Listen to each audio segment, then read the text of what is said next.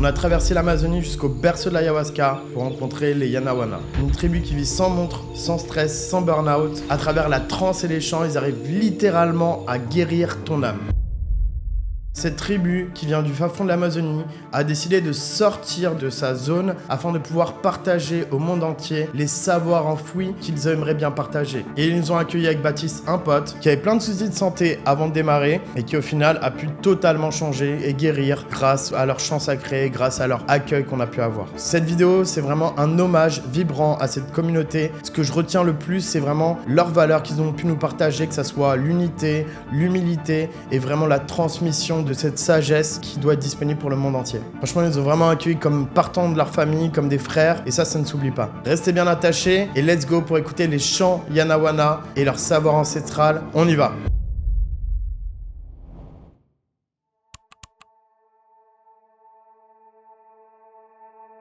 Pendant mon voyage au Pérou, j'étais en contact avec Baptiste, un pote justement, et je lui ai parlé un petit peu de ayahuasca. Et vu qu'on était en train de développer Origins, pour moi c'était important qu'il puisse savoir, qu'on puisse être aligné sur là où on avait envie d'aller en termes de business. Et vu les enseignements, je trouvais que c'était bien d'avoir ça comme base de valeur. Et Baptiste était grave chaud pour y aller. Je veux dire, après, mon ami Baptiste, il avait pas mal de soucis de santé à ce moment-là. Il vomissait tous les jours et il avait du mal à se résorber de ça. En gros, c'est quelque chose qui durait depuis des années et des années. Pour moi, c'était normal de le voir comme ça.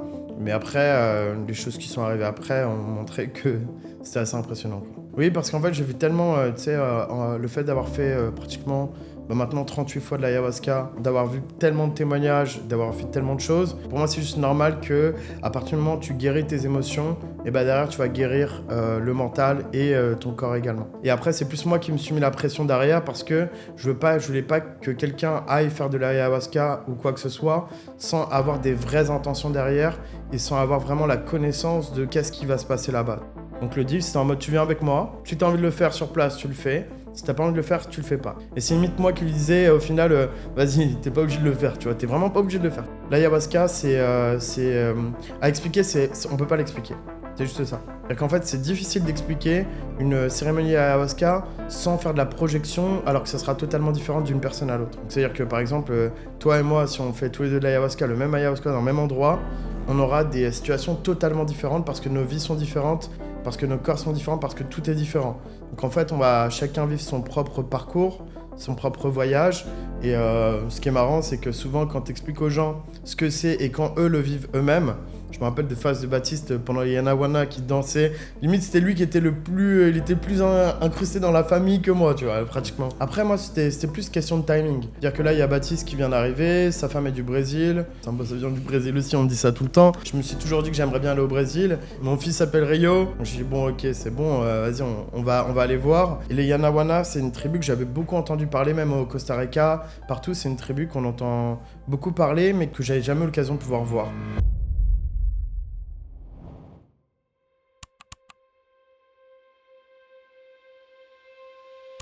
En fait, le pitch, c'était si on est amené à créer une société qui a pour objectif d'aider le monde et qu'on parle de technologie, je trouve que l'ayahuasca, c'est comme une technologie humaine.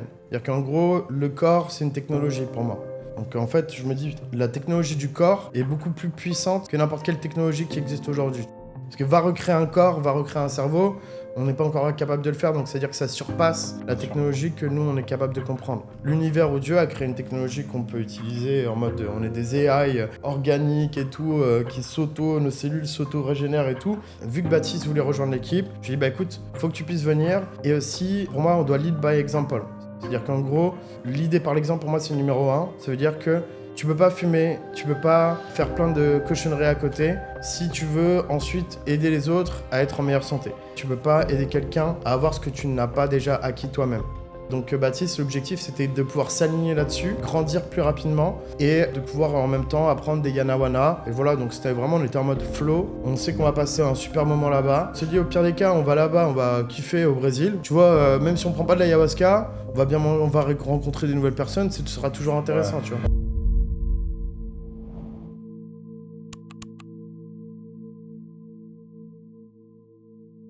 Après, j'ai fait le lien sur les chants, parce que j'entends aussi des fois tu sais, t'as les Indiens qui ont des mantras, t'as les musulmans qui ont, à travers la prière, à travers ce qu'ils mettent en place, qui ont des chants qui vont avoir tendance à répéter, qui les connectent avec le spirituel. Et ben, les Yanawana, c'est exactement dans la même lignée.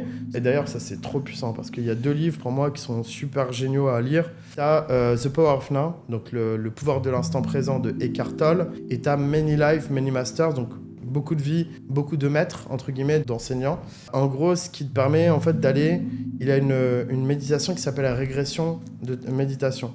Donc en fait, il te met dans un état méditatif où il te fait te visualiser dans ta vie antérieure. Donc en fait, le fait d'avoir d'avoir parlé cette langue, je me dis, oh mais tiens, mais c'est bizarre et tout. Donc je fais la méditation, moi j'y crois pas trop au départ, comme d'hab. Et après, je suis en mode, ok, bon, bah, vas-y, on va essayer. Et en fait, je me laisse porter. Et là, j'ouvre les yeux d'un point de vue mental. Je vois mes parents. Je me vois proche d'un lac. Je vois qu'il y a des gens qui me kiffent pas trop.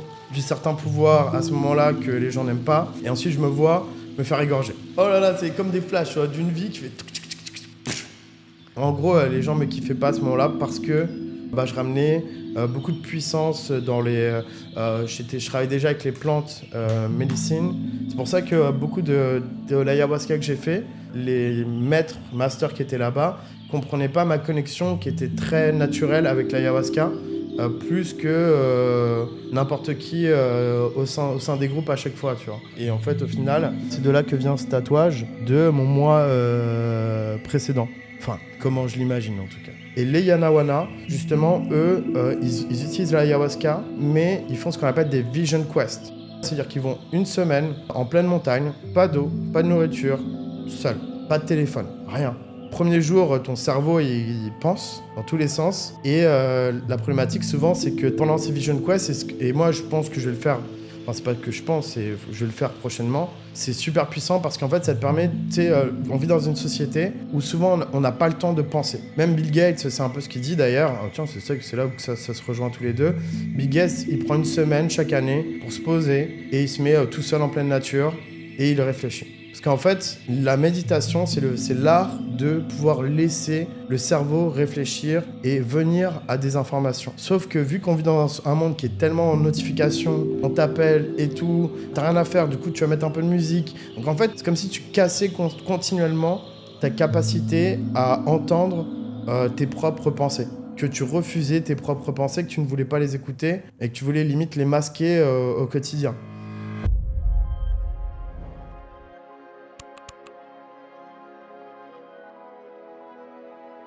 On est à Dubaï et on prend le départ, on va à Rio de Janeiro et puis on passe par Sao Paulo, on arrive sur place, ça se passe super bien et on arrive en mode nature, petite cascade sur le côté, tout, c'était trop stylé. Déjà avant d'aller là-bas, les Yanawana et le centre qui est là-bas, c'est les Akasha. C'est le premier centre de ce type-là qui a été créé au monde, pratiquement. Donc en fait, c'est un peu les précurseurs des Rythmia où j'ai été pour la première fois au Costa Rica. Mais eux, ils ont vraiment... c'est eux qui ont créé un peu ce mouvement qui a atterri sur des gens qui organisent des retraites un peu partout dans le monde maintenant. Eux, avant qu'on arrive, un an en fait de jeûne, pas sans manger, sans boire et tout, mais ils mangeaient uniquement des bons aliments pour le corps. Donc en fait, c'est que de l'eau plate et que, je crois, c'est du maïs. Et en fait, ça vient... Ils mangeaient différents aliments qui sont bons pour leur corps. Pas de trucs externes, enfin les cochonneries que nous on mange. Pendant un an, que du propre. Quand ils arrivent derrière et qu'ils viennent nous faire cette cérémonie, en fait, ils ont une énergie et une intensité qu'ils n'ont pas d'habitude. Ce qui fait que nous, notre prolongement, quand ils sont venus nous donner un peu cette vibration, cette énergie, ça nous a guéri tellement rapidement et ça nous a apporté tellement que c'était impressionnant. Donc en fait, ça fait sens que leur énergie, de fait d'être, on va dire, pas fatigué ou quoi que ce soit, et de sentir bien, nous l'apporter comme ça nous a fait décoller, littéralement. Moi, j'ai déjà fait de l'ayahuasca pas mal de fois, hein. Sauf que la première cérémonie, c'était une dinguerie. Oh là là là. Oh, on est tous comme dans une sorte de petite arène, une sorte d'amphithéâtre, mais tout petit, tu vois. Genre, il y a un espace au milieu et puis il y a des sortes d'estrades. Et en fait, on nous dit, faut rester assis pendant la cérémonie. Et en fait, on prend l'ayahuasca. Et en fait, ils commencent à faire leur chant après 1h30, 2 heures. C'est-à-dire que, tu vois, au départ, tu sens rien. Enfin, tu sens quelque chose, tu sens que t'as l'ayahuasca avec toi. Mais quand ils se mettent à faire les chants, imagine, t'as 20 personnes d'une famille qui font des chants unis tous ensemble. Des enfants, des jeunes, les mamans, etc. D'ailleurs, c'est assez marrant parce que chez les Yanawana, c'est les femmes qui ont le leadership. C'est pas les hommes. Trop marrant. Donc c'est les femmes les leaders et c'est les femmes qui amènent la famille, le groupe. Et quand ils font leur chant comme ça, c'est des pratiques qu'ils ont fait depuis des générations et qu'ils ont transmis de génération en génération. Et en fait, c'est des chants qui sont très précis. C'est pas juste des mots, c'est une vibration. C'est-à-dire que quand ils vont faire baïté, baïté, toi, tu dois essayer de te rapprocher de ce rythme-là au bout d'un moment. Et en fait, t'as tout l'amphithéâtre qui commence petit à petit à capter. Et du coup, tout le monde commence à chanter comme ça. Et en fait, ils appellent ça des Icaros. Icaros, c'est quand ils font venir des esprits. Par exemple, si tu dis, je sais pas, imagine qu'on dit Dieu là tout de suite, ou l'univers, ou peu importe. Si on fait un chant qui va être à l'effigie de Dieu, tout d'un coup, là, dans la salle, on va sentir plus la vibration de Dieu. Et ils t'emmènent dans des endroits un peu, genre, viens, on va chercher cette émotion-là, on va la retirer. Ensuite, ils t'emmènent dans le côté plaisir, danse et tout. Et ensuite, ils te feront descendre un peu. Donc, en fait, ils font bouger l'émotion de la salle. Petit à petit, plus on avance, plus ça fait sens. C'est le fait d'avoir l'ouverture de le penser. Rien que de l'ouverture de le penser, ça t'ouvre un nouvel horizon. Après, tu fais comme tu veux, tu choisis ce que tu veux en termes de croyances. Mais rien que le fait de savoir et de comprendre que c'est potentiellement possible et de le vivre, pour les personnes, et je me dis quelle serait aujourd'hui la valeur qu'ils pourraient en retirer de ça. Un, c'est de se comprendre que les Yanawana, c'est une tribu qui vient d'Amazonie, qui a une culture différente. Pour moi, je trouve ça super intéressant, super enrichissant d'avoir l'ouverture d'esprit d'entendre les autres. Bien souvent, dans le monde dans lequel on vit dans notre identité première. Et ça, c'est le plus gros frein que les gens ont par rapport à leur réussite. Les gens s'enferment dans une identité qu'ils ont créée et ils se disent « moi je suis comme ça, moi je suis comme ça, moi je suis comme ça ». Alors que quand t'es à 5 ans, 6 ans, 7 ans, frérot, t'as 3 ans, t'es là, tu dis pas « ouais, bon, moi je suis comme ça, du coup je vais agir comme ça ». Tu veux écrire sur un mur, tu dis pas « bah moi je suis pas quelqu'un qui écrit sur un mur », t'écris sur le mur. Faut comprendre que les limites qu'on nous impose ne sont pas nos vraies limitations d'identité. Parce que les Yanawana sont tellement différents, et moi, je veux à chaque fois aller chercher d'autres cultures, mais pas les comprendre à travers ma compréhension de ce que je pense moi-même qu'il est bien ou qui est pas bien. Pour ça que ça me fait chier, des fois, je suis obligé de prendre des pincettes. Faut avoir l'ouverture d'esprit de comprendre qu'il y a des gens qui sont différents de nous, et que c'est tout à fait ok, tu vois, d'être différent.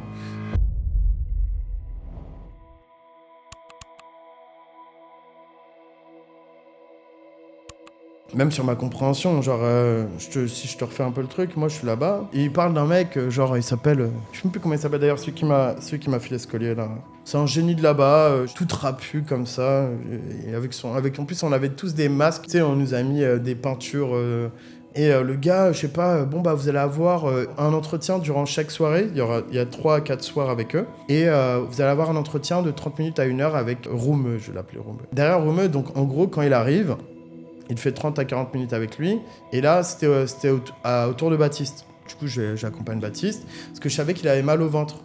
C'est une sorte de petit conseil comme ça. T'avais 2 mecs qui sont là. Et il dit, t'as mal où, etc. Ou comment je peux t'aider, ou comment ça va. Enfin voilà, il demande pas forcément ce que j'ai besoin de te soigner, tu vois. Baptiste, il dit, voilà, j'ai mal au ventre, comment je peux faire et tout. Et ensuite, il dit, allonge-toi. Il se met sur le dessus de Baptiste et fait... Baptiste lui dit rien. Il aspire une sorte de parasite qu'il avait au niveau du ventre. Donc il fait ça. Et après, il lui retire et il dit voilà, c'est bon, c'est parti. Maintenant, tu pourras se sentir mieux à partir de maintenant et tout. Et après, le lendemain, Baptiste se réveille. Rien. Pas de vomissement. Ça lui était plus arrivé depuis je sais pas combien d'années. Total différent juste après ça. Alors je me rappelle qu'on avait une discussion, on était pendant une cérémonie et puis on s'est posé sur le côté, on a dit mais frérot, tu te rends compte de la puissance de la technologie que ça a pour aider les gens à passer au-delà de leur stress, anxiété, problèmes de corps et tout. C'est une folie pure, c'est une technologie de malade. Là, t'avais mal au ventre, t'as plus mal au ventre. Le gars, moi je suis passé avec lui, il m'a dit bon bah écoute, toi par contre je vois pas beaucoup de choses à nettoyer. Du coup je t'ai mis deux génies, un qui s'appelle Shana, qui est le génie pour avoir le sourire, et il m'a dit le deuxième c'est Roumeux, celui qui va t'aider pour avoir des rêves beaucoup plus lucides. Depuis qu'il a fait ça, tous les soirs, je suis en mode rêve lucide pratiquement, je vais pas abuser non plus. Et en termes de joie, c'est vrai que ma joie elle est beaucoup plus marquée maintenant qu'avant. L'enseignement qu'on en a tiré, c'est que tout était possible, tout était faisable, et que il suffit juste d'être ouvert, mais que l'humain, c'était la technologie qu'on voulait nous se concentrer. Une intelligence artificielle essaie juste de reproduire ce qu'un humain est capable de faire. Oui, il y aura certaines compétences qui seront développées, telles que l'intelligence humaine et tout, mais c'est qu'un spectre de l'humain. Donc déjà, si on arrive à essayer de mieux comprendre notre corps, comment notre technologie qu'on a, c'est comme si tu tu avais un manuel pour mieux comprendre ton iPhone, tu avais un manuel pour mieux comprendre ton MacBook ou mieux comprendre ta Tesla. Mais frérot, t'as jamais le manuel pour comprendre le putain de super navette que t'as sur toi, tu vois. Nous, notre objectif à travers Origins, c'est de transmettre un peu le plan, le setup de ton corps. Et elle combine toutes les techniques qui existent sur la planète, Yanawana ou pas Yanawana, mais qui retransmettent d'un point de vue scientifique. Parce que moi, j'ai pas envie de wouhou, je sais pas quoi. Par contre, je veux qu'on ait l'ouverture de pouvoir prendre ce qui se fait de mieux partout et de le combiner en un, et que cet outil qui se combine en un va t'apporter à toi les meilleurs éléments que tu as besoin à l'instant où tu en as besoin. On va travailler avec des sociétés qui prônent l'abondance et qui veulent partager ces valeurs-là et ensemble pouvoir créer un monde meilleur. Donc comment nous rejoindre? Sur le site Origins directement, donc avec un J pour Origins. Jin, ça veut dire génie, et Origins, c'est revenir à soi. Donc c'est en gros revenir à soi pour libérer son génie intérieur. Nous, on veut vraiment réunir tout le monde. Tout le monde est bien, les musulmans, les chrétiens, tout. Moi, j'ai toutes les religions. Maintenant, pour le produit, comme par où on va opérer, nous, on a deux concepts, abondance intérieure et extérieure. Intérieur, c'est Origins. Extérieur, c'est Abundance. Donc, on va avoir les deux volets. Mais nous, on a décidé de commencer par l'intérieur. Comment on peut aider les gens à être plus heureux, plus épanouis dans leur vie, en commençant par les personnes qui ont de l'ambition, qui veulent réussir, qui veulent grandir, les businessmen, toi, moi, comment on est. En fait, c'est un assistant total qui va remplacer toutes les autres applications. T'arrives, t'as un dashboard et on a collecté un maximum d'informations qu'on t'a réorganisé de manière la plus simple possible pour que tu puisses comprendre où est-ce que t'en es. Par rapport à ton niveau de stress ou d'anxiété ou ce que tu veux, t'as combien là aujourd'hui? Par rapport à ton niveau de santé, t'as combien?